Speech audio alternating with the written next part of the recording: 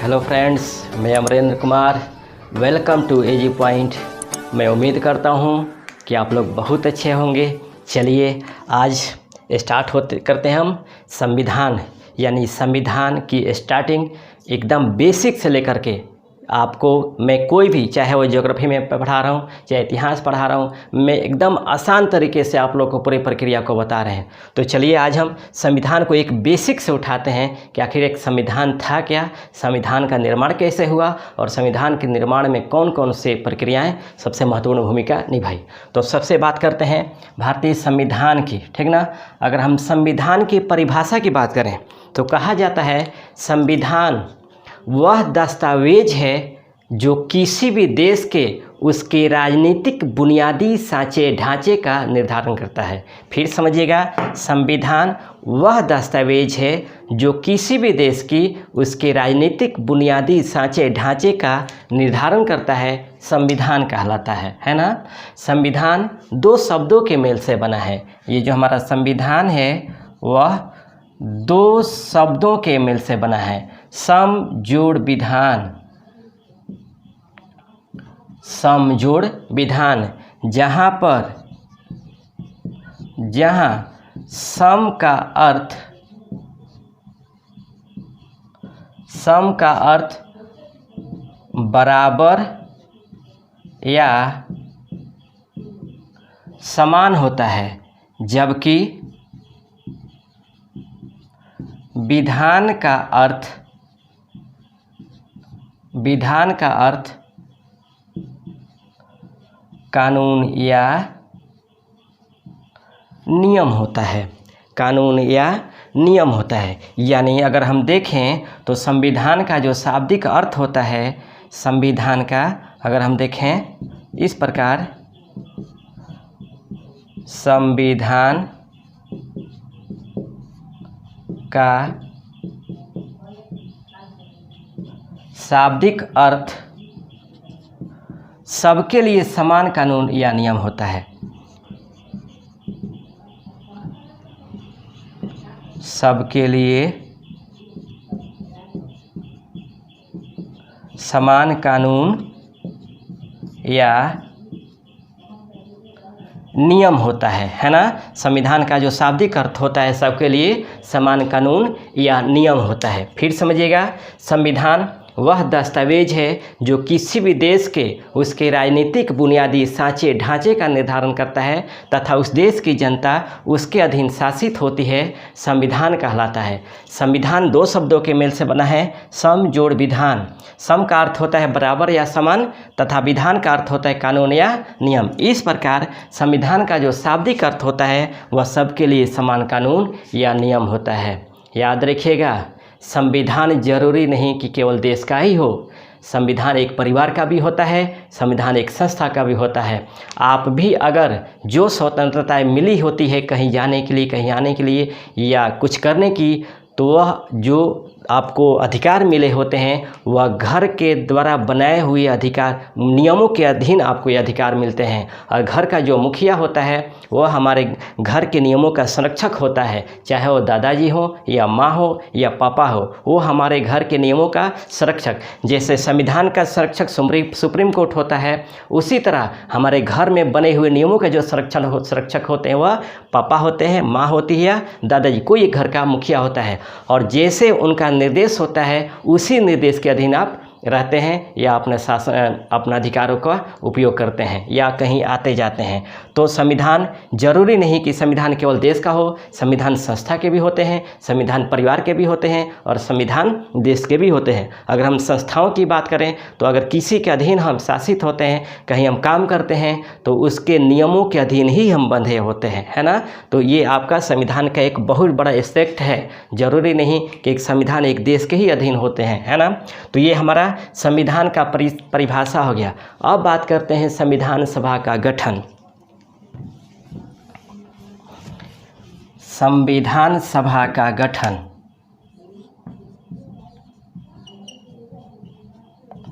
संविधान सभा का गठन समझिएगा, महात्मा गांधी ने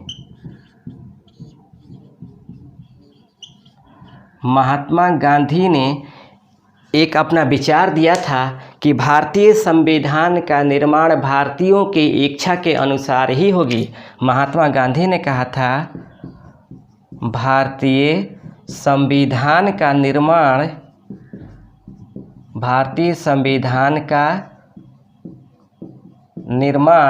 भारतीयों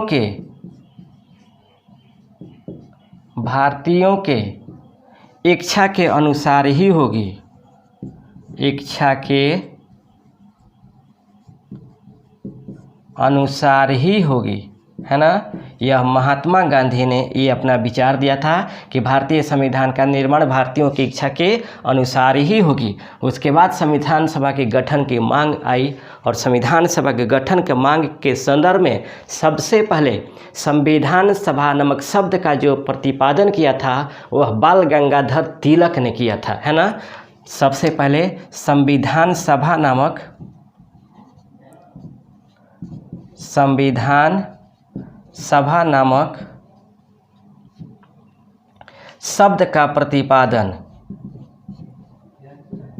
का प्रतिपादन बाल गंगाधर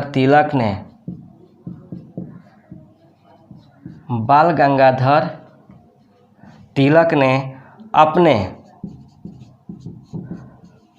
1895 के स्वराज विधेयक में किया था। अगर आ जाए क्वेश्चन कि सबसे पहले संविधान सभा नामक शब्द का दर्शन कहाँ होता है, तो स्वराज विधेयक में, और किसके द्वारा, बाल गंगाधर तिलक के द्वारा। यानी सबसे पहले संविधान सभा नामक शब्द का जो प्रतिपादन किया था वह बाल गंगाधर तिलक ने किया था। इसके बाद संविधान सभा के निर्माण के लिए सबसे पहले स्वराज पार्टी के तहत M.N. राय ने यह शब्द का इस विचारधारा को स्थापना किया था, है ना। सबसे पहले संविधान सभा के गठन को मांग किया था 1934 में M.N. राय ने, क्योंकि वो भी आपको स्वराज पार्टी के तहत थे, ठीक ना। स्वराज पार्टी का गठन 1923 में मोतीलाल नेहरू एवं C.R. दास द्वारा किया गया था, है ना। तो सबसे पहले संविधान सभा के गठन की मांग किया था वह मानवेंद्र नाथ राय ने 1934 में। तब जाकर के मोतीलाल नेहरू ने ब्रिटिश सरकार के समक्ष संविधान सभा के गठन के मांग को प्रस्तुत किया था, है ना। फिर समझिएगा, संविधान सभा के गठन के मांग को सबसे पहले रखा था M.N. राय ने 1934 में, लेकिन मोतीलाल नेहरू ने स्वराज पार्टी के तहत सबसे पहले संविधान सभा के गठन के मांग को प्रस्तुत किया था ब्रिटिश सरकार के सम्मुख, है ना। जब ब्रिटिश सरकार के सम्मुख मोतीलाल नेहरू ने संविधान सभा के निर्माण के मांग को प्रस्तुत किया, तब उस समय भारत के जो राज्य सचिव थे वह लॉर्ड बर्केनहेड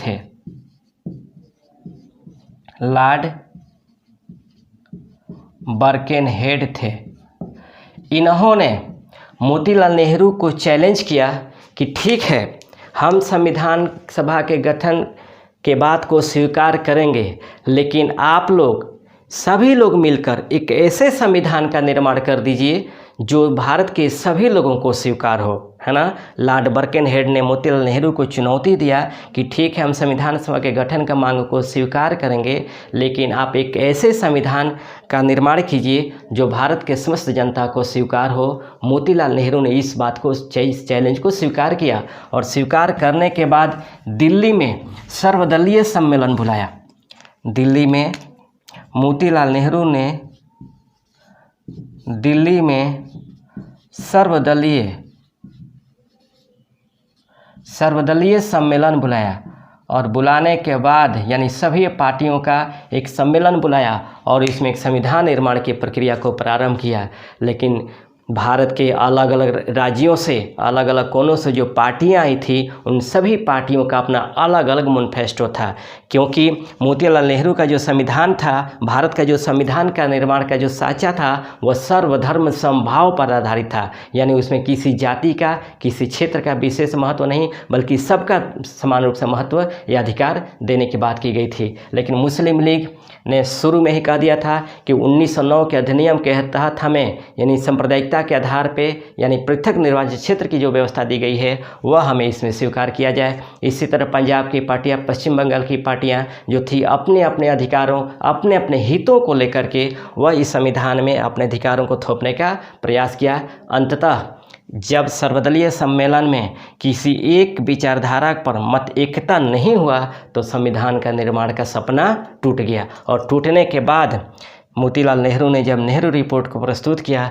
तो इसमें कहीं भी संविधान निर्माण का जिक्र नहीं था। तब लॉर्ड बर्केनहेड ने कहा था कि मैं पहले ही कहा था कि आप लोग किसी एक विचारधारा पर एक मत नहीं हैं तो आप पूरे संविधान का निर्माण क्या करेंगे। जैसे परिस्थितियाँ चल रही है वैसे चलने दीजिए, लेकिन आगे चलकर भारतीयों को मौका तब मिलता है जब 3 सितंबर 1939 को 3 सितंबर 1939 को द्वितीय विश्व युद्ध प्रारंभ होता है ना। द्वितीय विश्व युद्ध प्रारंभ होता है और इसी युद्ध में जो उस समय ब्रिटेन का प्रधानमंत्री था वह विंस्टन चर्चिल था। ब्रिटेन का जो प्रधानमंत्री था वह विंस्टन चर्चिल था।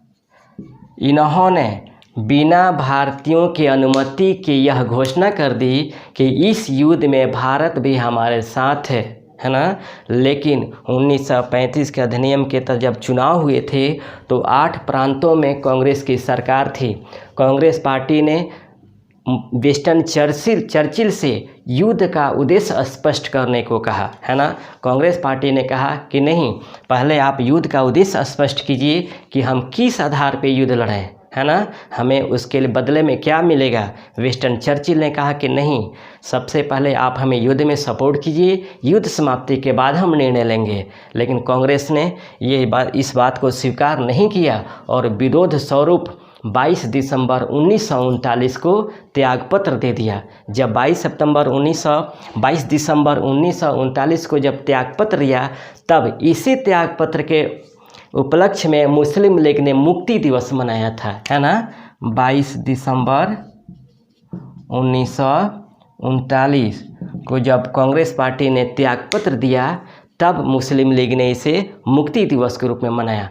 लेकिन जैसे जैसे ब्रिटेन पर विश्व के अन्य देशों का जब दबाव पड़ रहा था कि हर हालत में भारतीयों को शामिल कीजिए, तब विंस्टन चर्चिल ने सबसे पहले जो उसमें भारत का जो वायसराय थे लॉर्ड लिनलिथगो, उनसे प्रयास किया कि भारतीयों को हर हालत में शामिल कराया जाए। हालांकि उन्होंने इसके लिए अगस्त प्रस्ताव को भी प्रस्तुत किया था, लेकिन कांग्रेस ने इसे नहीं स्वीकार किया। तब मार्च 1942 में भारत में क्रिप्स मिशन आते हैं, है ना। और क्रिप्स मिशन आते हैं, स्टैफर्ड क्रिप्स इनका पूरा नाम होता है, स्टैफर्ड क्रिप्स भारत आते हैं। और आने के बाद भारतीयों के लिए सबसे पहले संविधान सभा के गठन के मांग को स्पष्टता स्वीकार करते हैं, है ना। भारतीयों के लिए संविधान सभा के मांग को स्पष्टता स्वीकार करते हैं, लेकिन मुस्लिम लीग इसे स्वीकार नहीं करता है। मुस्लिम लीग कहता है कि नहीं, संविधान सभा 2 संविधान सभाओं की गठन की जाए, क्योंकि वह द्विराष्ट्र सिद्धांत के तौर पे चल रहा था कि पाकिस्तान एक अलग राज्य बने, है ना। लेकिन जब क्रिप्स मिशन भारत आता है तो स्पष्टता संविधान सभा के मांग को स्वीकार करता है, लेकिन इसे व्यवहारिक रूप जो दिया जाता है वो आपको मार्च 1946 में संविधान सभा के गठन के लिए एक व्यवहारिक रूप दिया जाता है जब भारत में आता है कैबिनेट मिशन,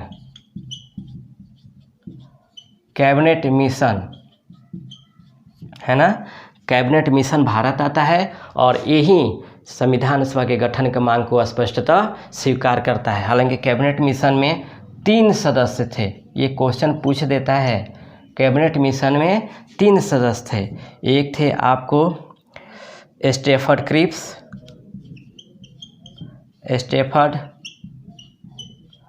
क्रिप्स, 2 नंबर थे आपको पैंथिक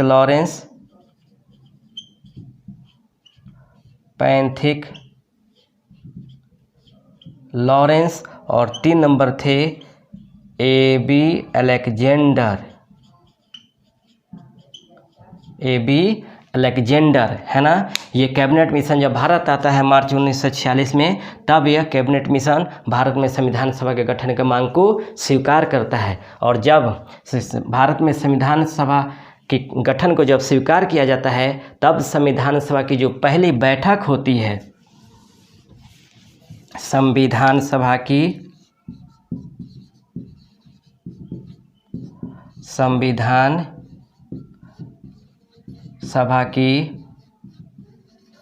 पहली बैठक 9 दिसंबर 1946 को होती है ना।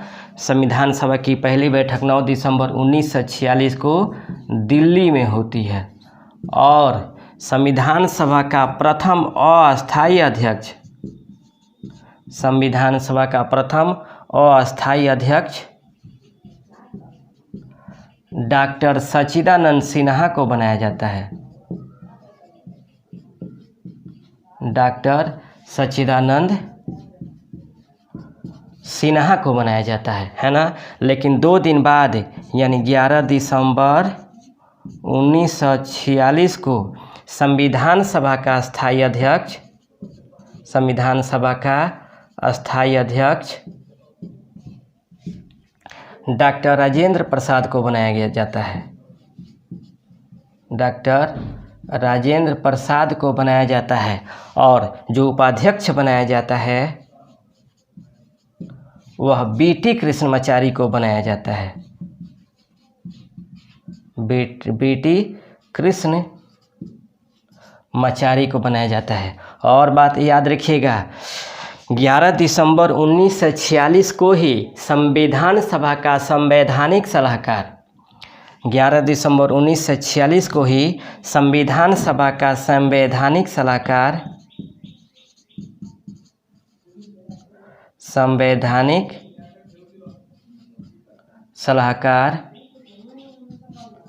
सर BN राव को बनाया जाता है। सर BN राव को बनाया जाता है, यानी बेनेगल नरसिंह राव। बेनेगल नरसिंह राव, इनका पूरा नाम है बेनेगल नरसिंह राव को बनाया जाता है। और याद रखिएगा, संविधान के प्रारूप को तैयार किया था सर BN राव ने ही। संविधान के प्रारूप को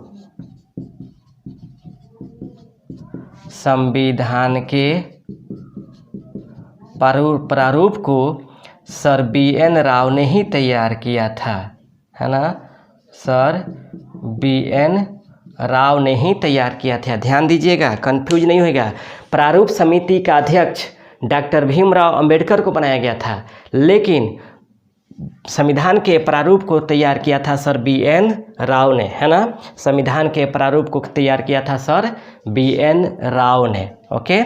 अब उसके बाद 11 दिसंबर 1946 को जब अस्थायी अध्यक्ष का निर्वाचन कर दिया गया, अस्थायी अध्यक्ष को चुन लिया गया, तब उसके बाद 13 दिसंबर 1946 को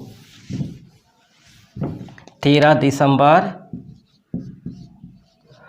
1946 को पंडित जवाहरलाल नेहरू ने उद्देश्य प्रस्ताव प्रस्तुत किया।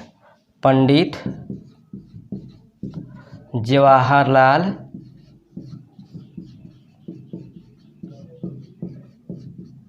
नेहरू ने उद्देश्य प्रस्ताव प्रस्तुत किया। उद्देश्य प्रस्ताव प्रस्तुत किया और इस उद्देश्य प्रस्ताव की जो मंजूरी दी गई वह 22 जनवरी 1947 को, और इसी उद्देश्य प्रस्ताव के तहत संविधान निर्माण हेतु विभिन्न समितियों का गठन किया गया, है ना। फिर से समझिएगा, 13 दिसंबर 1946 को पंडित जवाहरलाल नेहरू ने उद्देश्य प्रस्ताव प्रस्तुत किया था और इसी उद्देश्य प्रस्ताव के तहत संविधान निर्माण हेतु विभिन्न समितियों के लिए गठन किया गया था, है ना। और जो उद्देश्य प्रस्ताव को पारित किया गया वह 22 जनवरी 1947 को, और जब 22 जनवरी 1947 को उद्देश्य प्रस्ताव को पारित किया गया तो इसी प्रस्ताव के तहत भारत में संविधान निर्माण हेतु विभिन्न समितियों का गठन किया गया, है ना। याद रखिएगा, आ जाए क्वेश्चन कि संविधान के उद्देशिका को किसने तैयार किया था, तो पंडित जवाहरलाल नेहरू ने संविधान के उद्देशिका के प्रस्ताव को कब प्रस्तुत किया गया था, तो 13 दिसंबर 1946 को, है ना। इसी उद्देश्य प्रस्ताव के तहत भारतीय संविधान निर्माण हेतु विभिन्न समितियों का गठन किया गया, जिसमें प्रमुख है, हेडिंग है प्रमुख समितियां,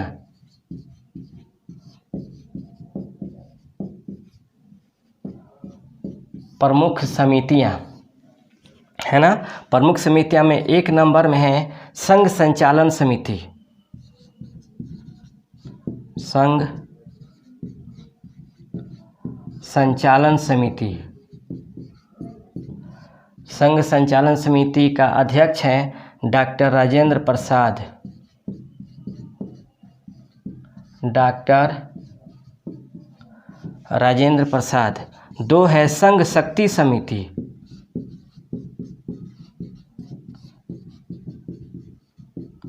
संघ शक्ति समिति, पंडित जवाहरलाल नेहरू, पंडित जवाहरलाल नेहरू। उसके बाद है मूल अधिकार, मूल अधिकार अल्पसंख्यक समिति, अल्पसंख्यक समिति, मूल अधिकार अल्पसंख्यक समिति। इसके अध्यक्ष थे सरदार वल्लभ भाई पटेल, सरदार वल्लभ भाई पटेल। उसके बाद मूल अधिकार, मूल अधिकार अल्पसंख्यक उप समिति, अल्पसंख्यक उप समिति। इसके अध्यक्ष थे आचार्य ये.बी. कृपलानी, आचार्य जे.बी. कृपलानी। उसके बाद प्रांतीय संविधान समिति, प्रांतीय संविधान समिति, है ना। प्रांतीय संविधान समिति के जो अध्यक्ष थे वह सरदार वल्लभ भाई पटेल थे, सरदार वल्लभ भाई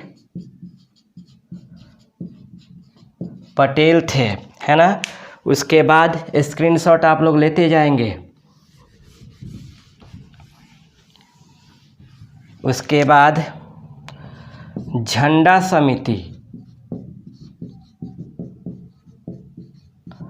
झंडा समिति एवं तदर्थ समिति,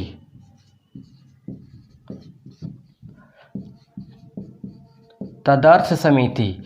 इसके अध्यक्ष थे डॉक्टर राजेंद्र प्रसाद, डॉक्टर राजेंद्र प्रसाद। और 7वां है प्रारूप समिति,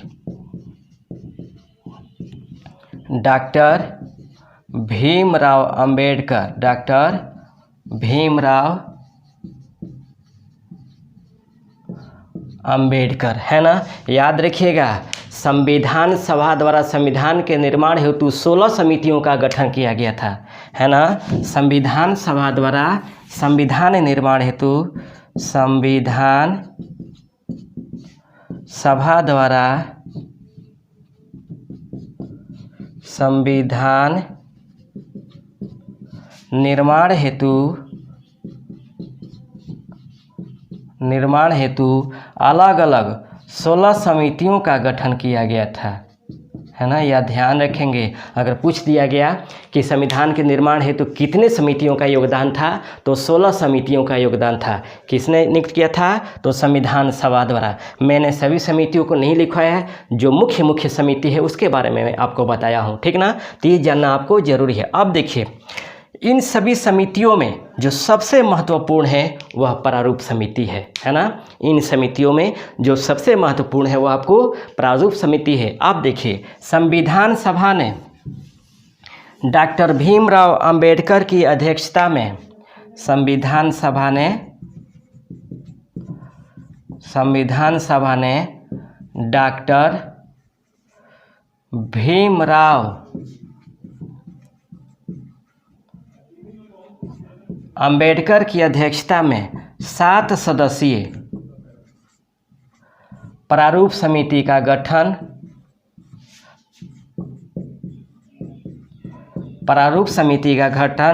29 अगस्त 1947 को किया था, है ना।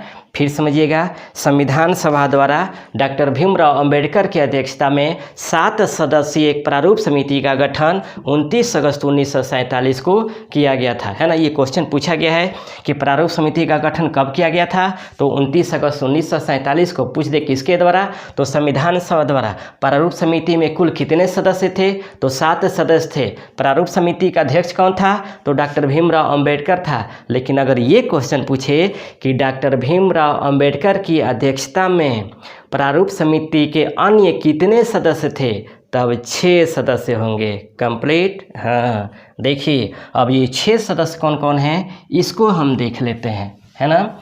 डॉक्टर भीमराव अंबेडकर की अध्यक्षता में जो समिति गठित की गई थी प्रारूप समिति, वो 7 सदस्य थे। उन 7 समितियों को हम देख लेते हैं। प्रारूप समिति का 7 सदस्य, है ना, कौन कौन है ये देख लेते हैं। 1 नंबर में है डॉक्टर भीमराव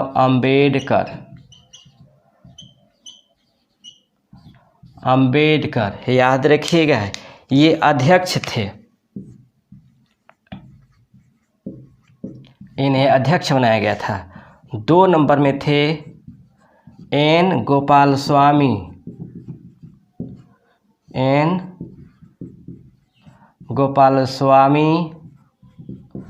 अयंगर। 3 नंबर में थे अल्लादी कृष्ण स्वामी अय्यर। उसके बाद 4 नंबर में थे के.एम. मुंशी, है ना, कन्हैयालाल मणिकलाल मुंशी। और 5 नंबर में थे सैयद मोहम्मद सादुल्ला,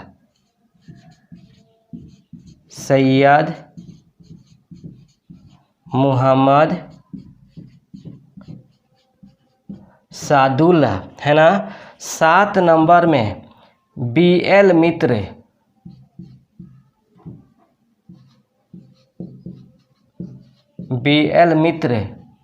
लेकिन याद रखिएगा, जब इन्होंने त्याग पत्र दिया तो इनके जगह एन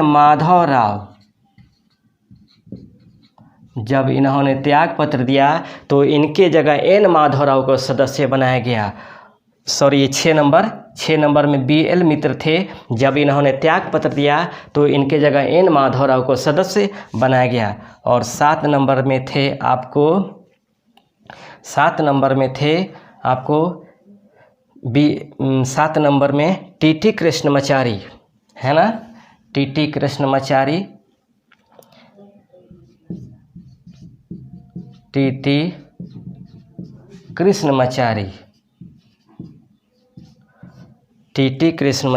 है ना। ये 7 नंबर में सदस्य थे, ठीक ना।